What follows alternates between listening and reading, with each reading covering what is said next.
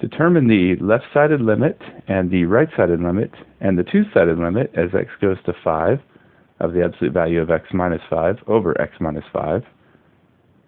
Each of these limits involves the limit as x goes to 5 of the absolute value of x minus 5 over x minus 5. The first thing to do is to try plugging a 5 in for each of the x's.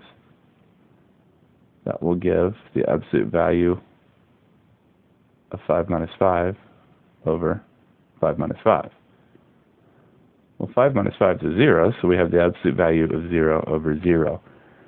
Since the limit involves an absolute value of 0, it is required that we work out each side of the limit separately.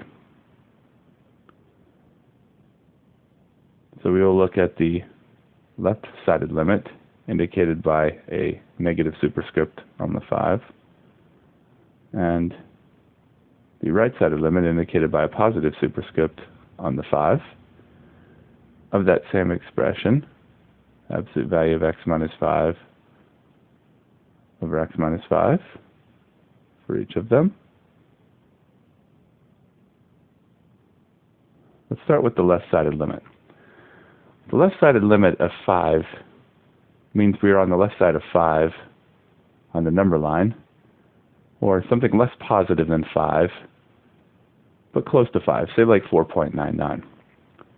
Now if we were to plug that in for x, something that is less than 5, like 4.99 minus 5, it will be a negative number in the absolute value there. Now the absolute value ensures that what comes out of it is a positive number, even if what's put into it is a negative number. If what's put into it is a negative number, the absolute value takes the negative of that number. So we can remove the absolute value and replace it with negative times, now that we know what's inside there is a negative. At this point we now have the 0 over 0 indeterminate form. However, the x minus 5s can cancel, leaving a negative 1 over 1. And negative 1 over 1 is equal to negative 1. There's the left-sided limit. For the right-sided limit, we're on the right side of 5 on the number line. For numbers that are more positive than 5, say like 5.01. If we put that into the limit for x here, we will have a positive number. Now the absolute value will not change a positive number. It will retain its positive. So we can remove the parentheses and just keep a positive in front of it so as to not change the x minus 5 value.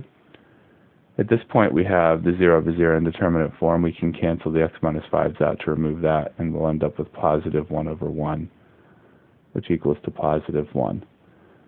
For the two-sided limit, we can compare the results of the one-sided limits. It turns out the one-sided limits do not match each other. Therefore, the two-sided limit up here will be does not exist. And there's the results of those three different limits.